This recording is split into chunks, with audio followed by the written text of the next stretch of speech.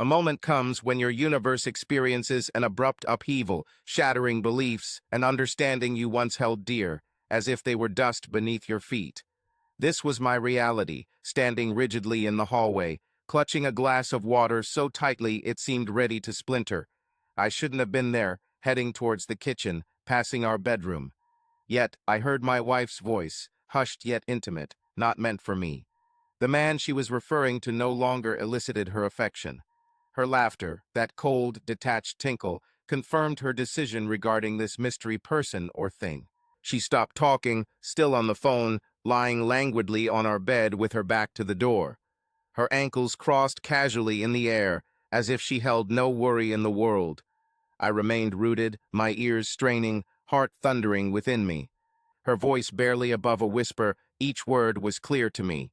Yes, I understand, but it's difficult to express. He doesn't provoke any emotion in me when we touch. It's more like enduring the contact. You comprehend? It's not stimulating. A brief silence followed, then another soft, knowing chuckle. Indeed, I desire him. I must tread carefully. He's no fool. Exhaling slowly through my nose, I attempted to suppress the anger rising within me. The words themselves weren't the issue. It was her tone, so casual, so detached. A hint of smugness in her confidence. As if she wasn't just rejecting me, but already moving on. Laughing at me. My fingers tightened around the glass. For a moment, I felt an urge to storm in there and demand answers. Who was she talking to? What did "be careful" mean? But then, a chill ran through me. A confrontation wouldn't alter anything. It wouldn't undo what I had just heard. No, I needed a different strategy. She no longer wished for my embrace. Very well, she wouldn't have to. She didn't respond emotionally when I touched her. Understood. Dear friends, if you enjoy this story, please like and subscribe to our channel. It will motivate us to make more videos like this for you. From now on, she won't experience my touch anymore. She considered me as a thoughtless and conventional man, either prone to wrath or tearful appeals for her affection. She had no inkling of my capabilities. Therefore, I did something I never envisioned doing. I turned around, walked back down the hall, placed my water glass on the counter, and allowed her words to seep into my mind like a lethal poison. From that instant, my wife ceased to exist for me.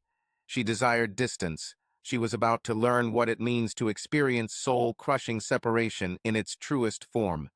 And when the opportunity presented itself, she would remorse having taken me for granted. She was unaware of this fact yet. The power of silence lies in its ability to be the most potent weapon globally. I didn't shout, I didn't weep, I didn't debate. I merely stopped. Stopped asking about her day. Stopped trying to connect with her. Stopped exerting effort. I became a phantom within my home. And initially, she remained oblivious. For a couple of days, she was engrossed in her personal bubble, texting, humming to herself while getting ready for work, and seemingly oblivious to my state. Assuming I was tired, preoccupied, or in one of those unexplained moods men sometimes slip into. Ideal. She had no inkling of what was going on. At dinners, I ate mechanically, barely conversing. She seldom looked up from her plate.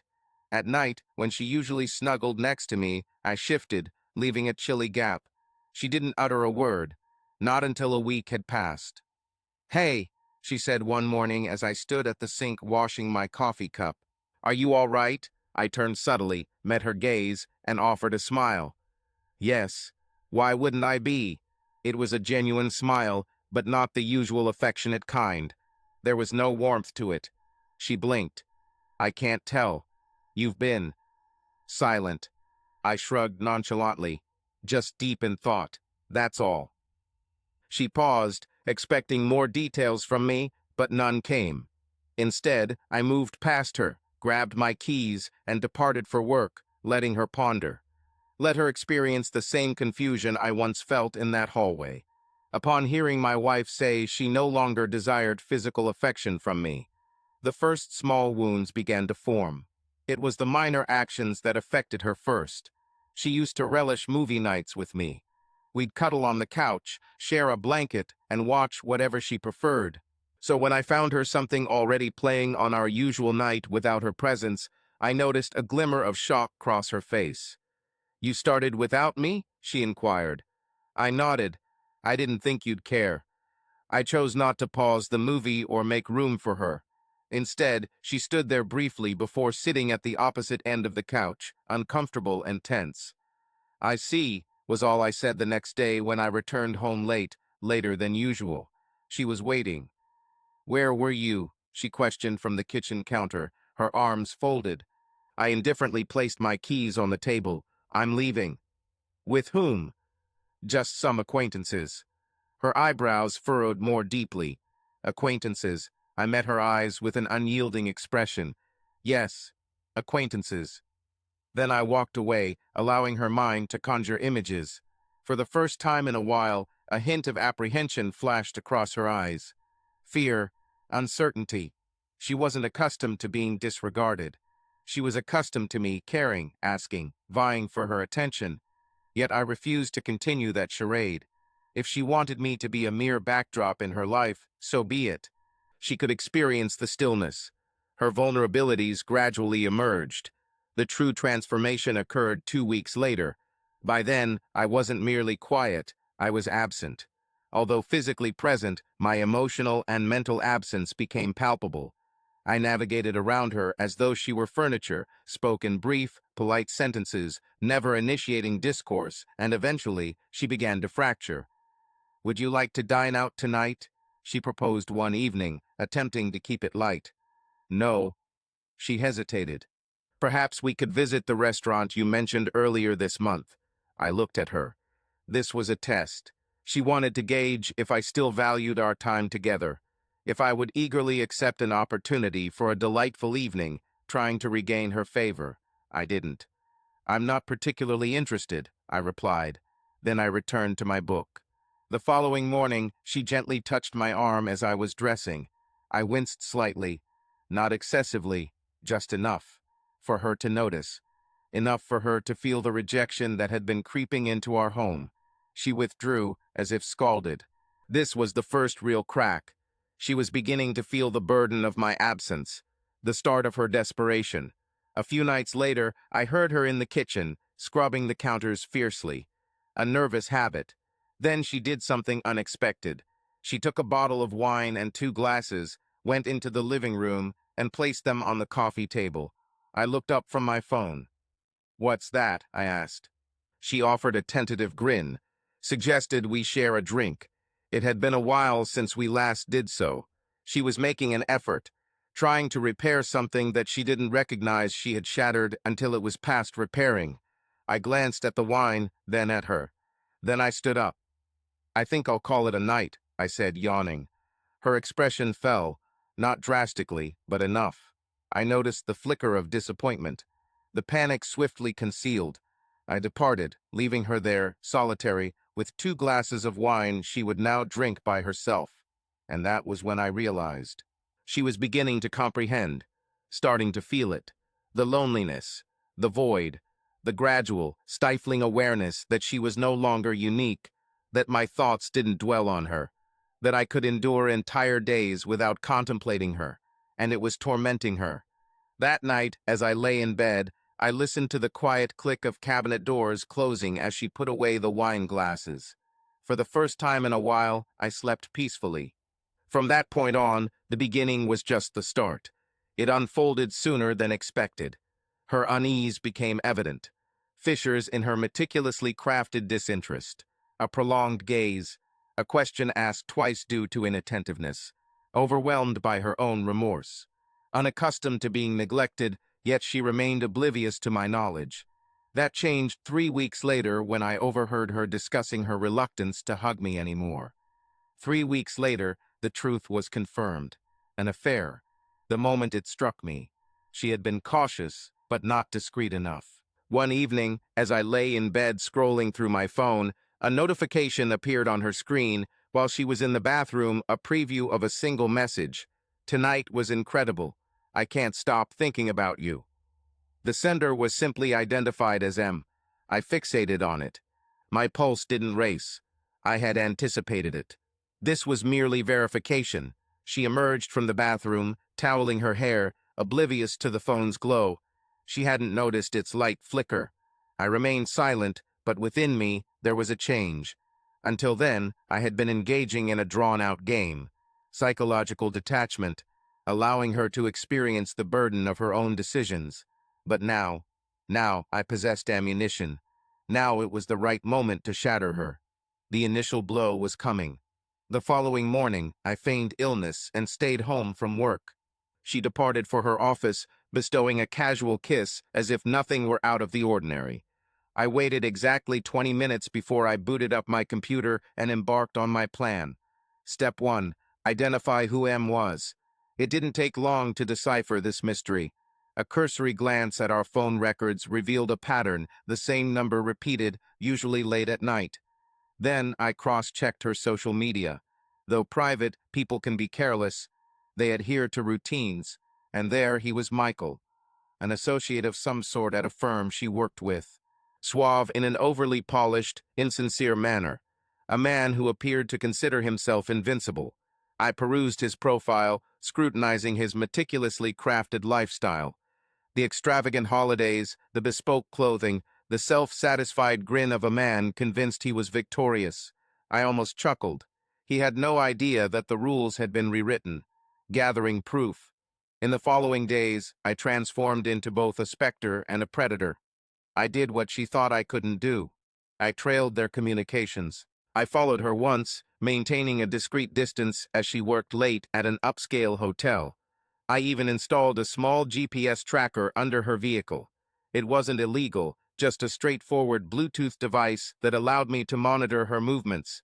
And the decisive factor, I employed a private investigator, for I wasn't merely planning on revealing them. I was aiming to annihilate them. It took less than a week for the Pi to provide me with everything I required. Photographs, messages, even video footage of them entering and exiting the same hotel room. I possessed everything, and in that instant, I could have exposed her, flung the proof at her, seen her falter and plead for mercy, caught her ensnared in her deception. Yet, it would have been effortless. She had taken years to dismantle our union. I intended to take an equal amount of time to retaliate. The stage was set. The eve before my strike, she did something unforeseen. She settled beside me on the couch, intimate, as if attempting to mend the chasm she had created. "Hey," she whispered timidly. I gazed at her, expression blank. "Yeah," she hesitated, then bit her lip. "I feel like we've been distant recently." She dared to utter such a thing. "Perhaps," I replied, indifferent. She sighed. "I don't want us to grow apart." "Grow apart? We were already kilometers apart, my love. You just hadn't grasped it yet. So, I did something hurtful." I smiled gently, soothingly, the way I used to, and I said, "Neither do I." Her shoulders loosened. She appeared relieved. She seemed victorious, assumed she'd secured my allegiance again. Unbeknownst to her, the next day would bring unimaginable turmoil.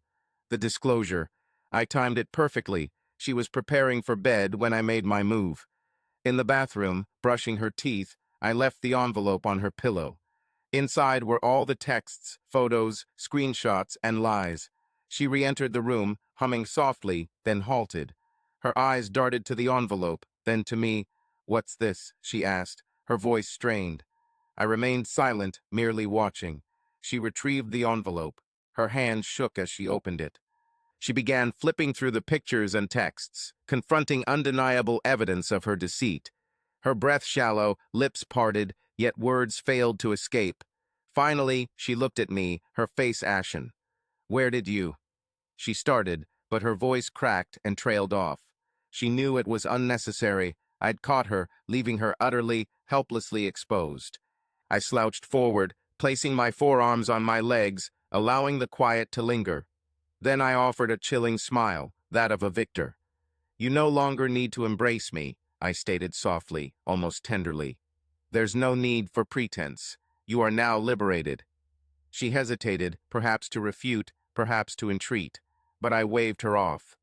"I won't argue with you, or shout, or inquire as to the reason." I allowed the message to penetrate, let her grasp its gravity, since I no longer cared. The decisive blow. The fatal shot.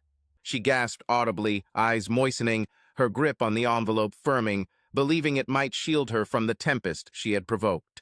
She anticipated wrath, a confrontation, perhaps pleas of desperation. Instead, she encountered unyielding indifference, and that shattered her. For in that instant, she realized, she had lost me already. Remorse is a gradual toxin. It doesn't strike swiftly. It persists, corrupts, expanding until it devours all. The instant my wife beheld the proof, the instant her breath caught, her hands trembled, and her face lost color. It had started.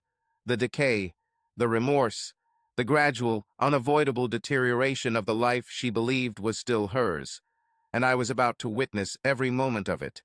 The early signs of desperation. She initially tried to conceal it. I could observe her brain whirring, seeking a means of escape, a deception to mask her actions. "Hold on," she stuttered, waving the envelope as if it could erase its contents. "This isn't, you don't comprehend. It's not what you think." I chuckled. A genuine, heartfelt chuckle. She recoiled at the sound. "Not what it looks like," I repeated, shaking my head. "Don't mislead us both." Her mouth opened, then shut. She realized there was no escape from this predicament, so she switched strategies. She softened her gaze, let her voice quiver, as if she had suddenly become a helpless victim. "It was a blunder," she murmured. "I wasn't being mindful. I never intended to harm you, I assure you." I cocked my head, pretending innocence. "How often then?" She stiffened. I prolonged the silence, allowing it to weigh on her. I could sense her considering a lie, but she had to understand that if I knew this much, I likely knew everything else. Her lip quivered. "For quite some time," she confessed, almost inaudible. "For quite some time." That duration held weight. I was already aware, but hearing it from her, seeing the guilt mar her features, made it tangible. I nodded solemnly. "For quite some time of errors. That's remarkable." Her eyes were glazed now. It wasn't like that. She attempted again, moving towards me, attempting to grasp my hand. I retreated, a mere step, but it was significant. Her entire body tensed. At that moment, it truly struck her. I remained indifferent. I didn't shout. I didn't plead. I didn't try to keep anything. Her silent treatment was more chilling than any rage I had anticipated. Her frosty demeanor shattered her. For the subsequent days, I displayed unyielding apathy. No departures, no debates, no responses. Merely coexisting with her cold, detached, inaccessible presence. And she loathed it. Initially, she endeavored to clarify matters, sought opportunities to be close to me, perhaps believing we could mend the damage she had inflicted. She prepared my coffee each morning. I discarded it. She asked if I wished for dinner. I opted for a solo takeout. She attempted to sit next to me on the couch, as if nothing was amiss. I rose and vacated the room. Every minor rejection left a deeper wound. She expected anger, shouting, name-calling, demands for answers. But there were none of those, because she wasn't valuable enough. And I ensured she felt it. The instant her spirit cracked. A week post-revelation, one evening, I heard sobs echoing from the kitchen. Not feigned cries seeking empathy, but genuine tears. I remained in the living room, feigning ignorance via my phone. She was collapsing, mere steps away from me. I stood idly by. Eventually, she erupted. She marched into the living room, disheveled hair and swollen eyes, voice quivering with fury. "Aren't you going to ignore me forever?" she bellowed. I lifted my gaze, meeting hers, and smirked in response. Yes, just one word. It was enough. Her entire body stiffened as if struck physically. "Why can't you yell at me?" she demanded. "Why won't you rage? React. Do something." I put down my phone, leaning forward. "You don't deserve my anger," I said softly. "You don't merit my time. You mean nothing to me." Tears welled in her eyes. Foolish, I thought. She believed I wouldn't leave. I completed her thoughts for her. "You believed I'd be perpetually present, that despite the myriad of untruths and nights spent with another, I'd remain a fool's constant companion." Gulping hard, her breath trembled. "You erred." I sighed gently, nodding. "Indeed, you did." That was at the instant she acknowledged defeat, Not just our marriage, not merely me, but herself, as the walls encroached upon her. For 2 more weeks, I maintained silence, allowing her time to attempt reeling me in, enduring her existence within the debris she had constructed. Then I enacted my final strategy. I gathered my belongings. Not everything, merely the necessities enough for her to perceive that I wouldn't return. Upon returning home that evening, she found me securing the last bag. She stood frozen in the doorway, eyes wide. "Wait," I didn't halt. "Where are you going?" Her voice was small. I remained unresponsive. She approached cautiously, her hands trembling. "Can we merely discuss something?" I gathered my bag, placed it on my shoulder, and at long last met her gaze. A familiar, detached smile graced my lips, the same one I bestowed upon her the evening I handed her the envelope. She had read it then, and I moved past her without a second glance. She didn't chase after me. She knew. There was no more to say, and as I exited through that door into a future devoid of her, I felt only contentment. She desired solitude. She yearned for excitement. She sought freedom from my embrace. Now she possessed everything she requested, and it was the harshest retribution I could have ever inflicted upon her. This is a specter that never fades. It lingers in the silence. It reverberates in the voids where love once resided. It chokes the atmosphere, making each breath feel more burdensome than the last. And my former wife was being suffocated by it. I ensured as much, presenting her with the initial taste of her new life. I didn't merely depart that night. I vanished from her existence, blocked her contacts, ignored emails, didn't acknowledge acquaintances when they attempted to connect with her.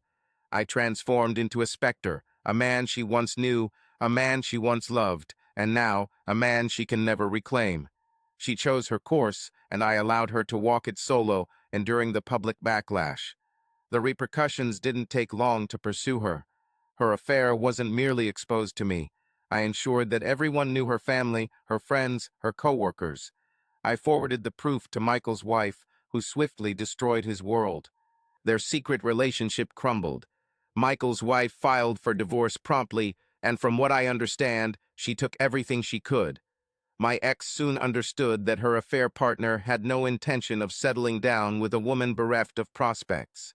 They managed to last only 2 weeks after my departure. Then he vanished too, leaving her utterly alone. The coup de grace, months elapsed, I had progressed.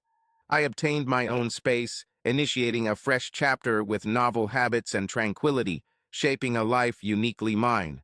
One night, a message arrived from her. Having discovered a means to contact me, she requested a conversation. I fixated on my phone, repeatedly reading the text. "Is there something we can discuss?